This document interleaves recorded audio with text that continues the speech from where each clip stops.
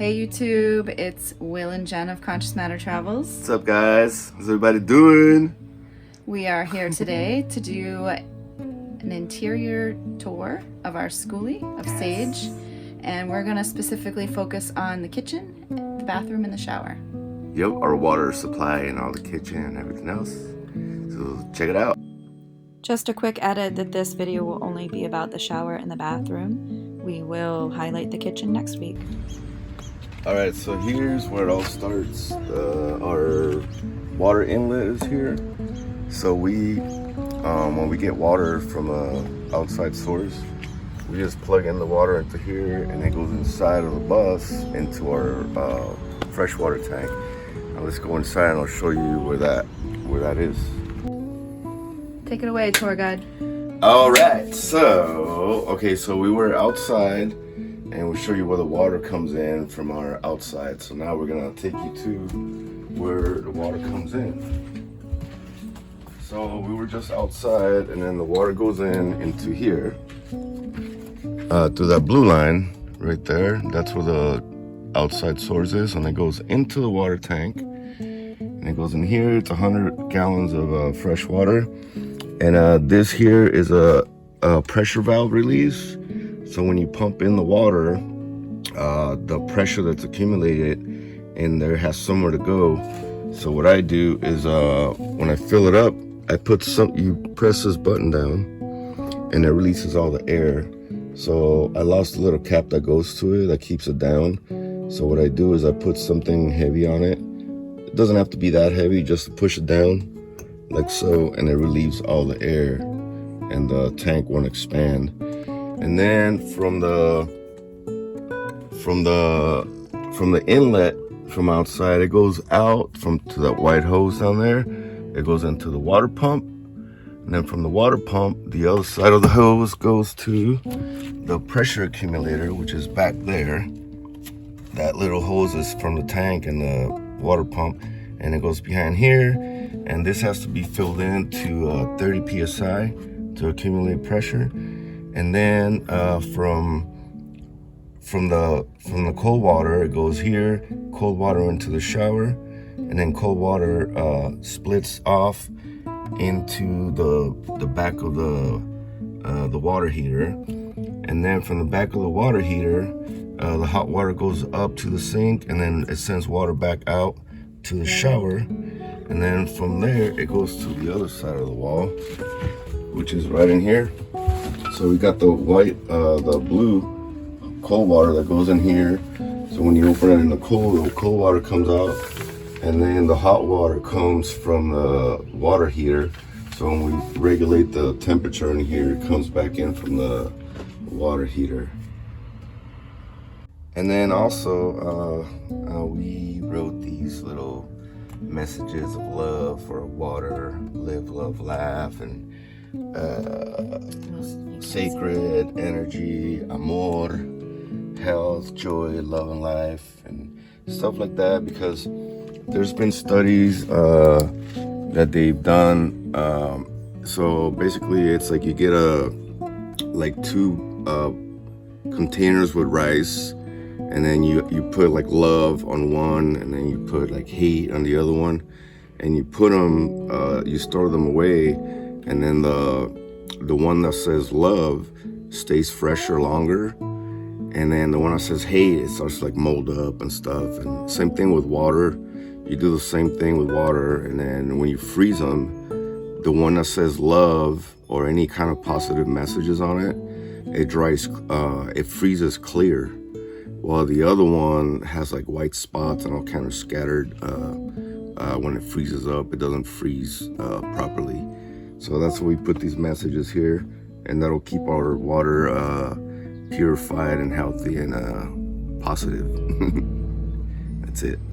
The way that I built the shower was I put a frame, just a basic frame on it, and then there's studs, metal studs that go through this line here. It's a metal stud. So I built the frame in a way where I'm able to screw right into the metal stud, both walls. And then I put some L brackets on the edges of it, behind the plywood. And then I put this, when we did the ceiling, put this all the way down. Once that was all done, I put a DuraBoard. It's a waterproof board that goes on the walls where the waters are gonna hit. And it doesn't need to be treated with that pink stuff that people put, because it's already waterproof. So I put that on top of the plywood, and then the plywood I actually painted with some oil paint, so if moisture does get in it, it won't penetrate into the wood. And then also, then the plywood, the DuraBoard goes, when I put on the DuraBoard, it goes over the lip. This shower pan has a lip on it, so I put the DuraBoard over the lip into the shower, on top of the shower pan on this lip, so that if for any reason water does go through these to the grout, it doesn't go behind the wall, it goes into the shower, and it'll come out through here and then into the drain and not inside of the bus. And then the tiles, you know, just regular tile. There was some thin set, and then I did this mosaic. And then the reason why it came out the way that it did was because I thought I had enough tile, but then when I went back to Lowe's to get tile, they had ran out. So I got a little creative, and I started like morphing the white into this kind of tile. And then I didn't want to get another box of this kind of tile, so I found these pieces here and I just put them there. And then all this roof, or I mean ceiling, is covered with like 4 coats of polyurethane semi-gloss, I believe it was, so that the humidity doesn't penetrate into the wood. And all the edges are caulked really well. Even on the outside, it's caulked nice, and you know, so if water does come out, it won't leak into the subfloor. And I got this nice little metal trim here, and I snuck it up right against the shower pan, and then I caulked it. I caulked it before, and then I put it in, and then I caulked it over the top of it, so nothing can go in underneath the shower pan. And then next, I'll show you the water heater. So then, so I was talking about the cold water coming in from the freshwater tank. It goes to our heater, and we couldn't find a spot to put our water heater. So I put it somewhere where it's close to the shower and the sink, so it doesn't drop in temperature. This water heater is a Bosch. It's a 7-gallon. It's got like low settings all the way to max, and there's an ideal setting. They recommend the ideal setting, and it works really good. It's like really hot water, but we actually turn it down even all the way to the bare minimum, and we get really nice warm water. It's 7 gallons, and it works well. So from the water tank, freshwater tank, to the water pump, to the pressure accumulator, the blue line, the cold water, comes in here to the back of the water heater. And then from the back of the water heater, there's a red line, the hot water that goes from the back of this up to the sink, and it's split also into the shower. So we get water from here, water from there, cold water, and then we get hot water also here, and sent back to the shower valve, so we can take nice hot showers. All right, so with that being said, so that's how our water system is set up in our Skoolie. And then with time, I found out that there's an extra step, just a precaution that I should have taken, and that is very very important actually. Shutoff valve for the water. So let's say something happens to your water heater and your water heater needs to be replaced. There's 7 gallons of water, hot water, inside of the water heater. So what I'm gonna do in the future is I'm gonna add a shutoff valve for the water that goes out. I'm gonna install a shutoff valve, so that way if I need to do any maintenance on it or anything happens, I can shut the water off before I disconnect it, so that the water from the heater doesn't spill everywhere, which I remember that happening when I was installing the water heater and I was by myself, and all the water went everywhere as I was building. You know, the floor wasn't in yet and I was by myself. So another thing, another shutoff valve that I think you should put is from the outlet of the gray water tank, the one that goes out to the water pump. So between the water pump, yes, from the fresh water to the water pump, in that line, you should also add a shutoff valve, because if you want to take your gray water, your fresh water tank out or if you, when you sanitize your water tank, you need to disconnect the hose, the PEX pipe. So when you do that, there's no shutoff valve, and all that water that you have in your your fresh water tank, it's gonna spill until it's all gone all over your bus, and I don't think you want that. So install a shutoff valve between the fresh water and the water pump. And then also, one more thing. So here's the shutoff valve down here, and that goes from it's split from I just added it in between the line, and I split up, and this is what a shower water valve looks like. So if I turn this on, the water is still gonna go that way, and it's also gonna come up this way, and it's gonna spill out of here. And this is for the future, because we plan to be somewhere in the desert.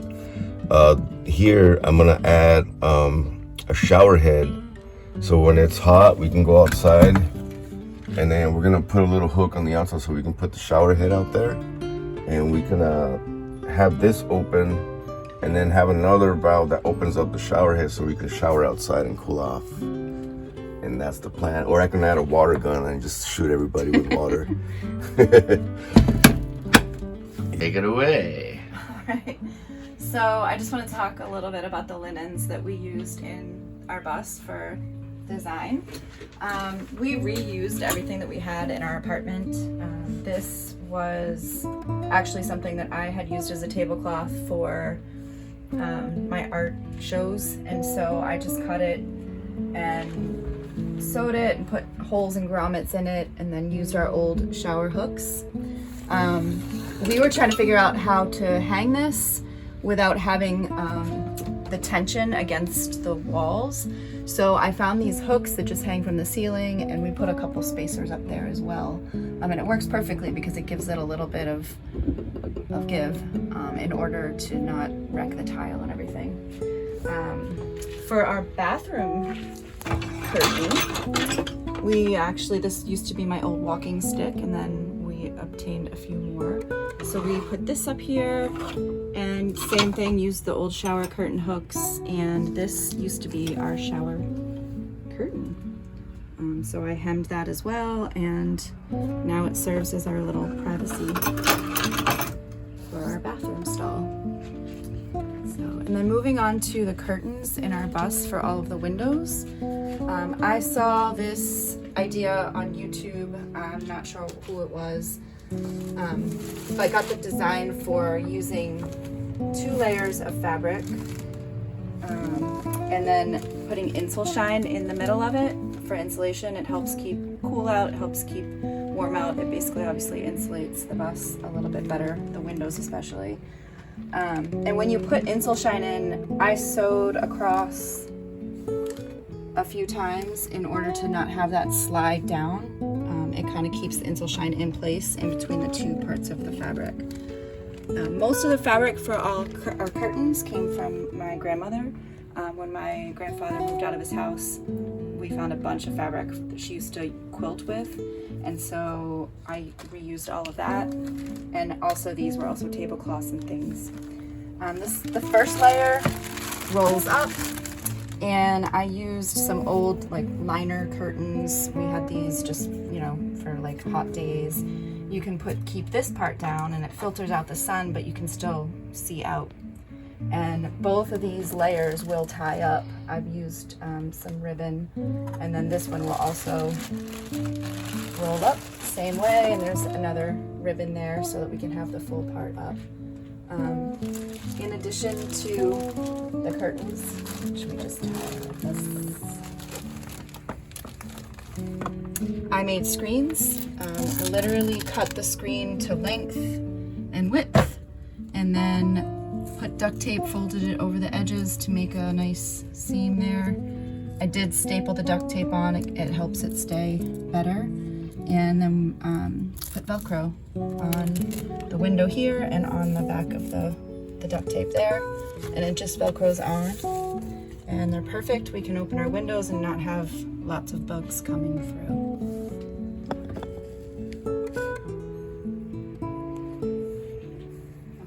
And then to hang the curtains, I almost forgot to mention, I used grommets and eye hooks. So we literally just put the eye hook right into the back frame of the window. And then just put the grommet right on there and they hang perfectly. And then as far as other linens like towels and things, I have a basket up here that we keep all of that stuff in. It just sits up there. Take it down when I need to access it. And most of this stuff someone either made for us, like my Aunt Patty made this hot pad. And other than that, we just have a bunch of things that we had in the apartment. And this is also an apron. This was from my grandmother, so I like it because it's short. I can the top part. It's got pockets. Yeah, baby. It's a nice old-fashioned fabric. That's right. So, that's it. All right, and then for number 1 and number 2, some people are probably curious about where do we do our business. Okay, so we do our business right in here. This is called the Nature's Head Toilet. It runs about $1,000 everywhere you look. It doesn't matter. It's if you want a good composting toilet, save up $1,000 and just go ahead and get one because it's the best toilet out there. Yeah, we've heard a lot of people do other brands or try their own, and we know that they work, but we've seen a lot of people say that they eventually went with the Nature's Head because it really doesn't smell. Save yourself the time and the money and just go right for it. Just dive deep and go boom, Nature's Head. Okay? And it doesn't smell. That's the part that we love about it. It's got a 12-volt motor on the side that you can hook up, and it goes to a vent. I just put this here so when it gets cold it doesn't freeze or get moisture inside.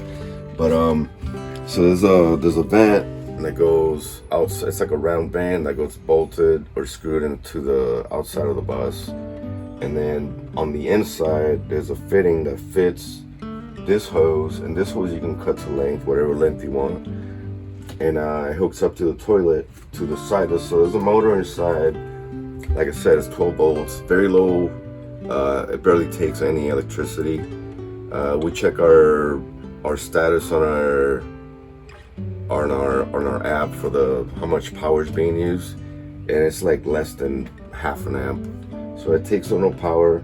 It runs all the time. So what that does is it pumps the air out from the inside of the chamber where number 2 goes. So it pumps it outside and it gets rid of the moisture that's in there. So that way it helps it compost. All right, so the composting toilet comes with 2 handle spindles. One of them is like an L shape that you spin it with your hand, and the other one, it looks like a Mercedes sign, and it's got the 3 spindles that you just turn with your feet. And we have the one that we do with our feet because it's just easier. And then and that's about it. And then to clean the toilet, I noticed that when I'm cleaning it out, I noticed that the 4 corners of the chamber where the poop is, there's a composting that's not even, it doesn't mix it all in the corners. So I use that, once I empty out all of the poop that's in there, I use the corners of the compost to scrub all the poop from the walls out. And then that makes it easier. I mean, it gets the poop into the compost and get it out, and all you gotta do basically after that is just hose it down and get some like sanitary napkins, like Clorox bleach or whatever you use, and that's it. Alright, so I just wanted to talk about some of the aspects of our bathroom that are more detailed. Will made this out of some extra wood that we had, painted it black, and designed the edges to be a little crafty, because it's what we like, artsy stuff. Speaking of crafts, this came from the apartment. This was something that just held smaller craft supplies. Now we just put nail supplies, Q-tips, first aid, a couple of band-aids, and hair accessories and things like that in there. This holds the composting material for our toilet. And then we have a couple little shelves over here that we'll put on the side, just holds my jewelry and some other knickknacks. And then have a couple photos that I took for design. And then we had a few of these white containers. They're from IKEA actually, but we had them in the apartment in the kitchen and we saved them. We have a couple in another part of the bus, but we put the other toiletries that we don't use as much, things that are in storage up there, but it gives us some extra space. And that's about it. Oh, yes, thank you. We made these latches out of fabric from the shower curtain. There's magnets in either end. And then when we're in motion and we're driving, we just loop them around and they hold everything in place. And when we're stationary, just put them right there. So it works perfect. And then the last thing about our bathroom is we have one mirror. The other mirror is up in the front of the bathroom. And also, I would like to add, if you like our content, and we just ask that you subscribe to our channel. We're trying to reach 1,000 subscribers. Thank you guys so much. We're already at 300, and stay tuned. Bye. Again, thank you so much for watching. We really appreciate your support. And as always, stay tuned for the following outtakes. Ready? Yes. Okay. Okay. You're live. Okay. You can, okay. All right, start over. All right. Hey guys. What's up? Will and Jen again. I can't. Always start over. I hate that when I run it. Hey, hello, YouTube. It's Will and Jenn of Conscious Matter Travels, and but this one is eye level and is it mirror? Yeah. Or your mirror? Yes, it's our mirror. It's mirror. Okay. Anything else you'd like to add? No. All right. And pause. Thanks again for watching. Please like, share, and subscribe for future notifications. And if you'd like to support us financially, please look up our Patreon page for Conscious Matter Travels. Take care.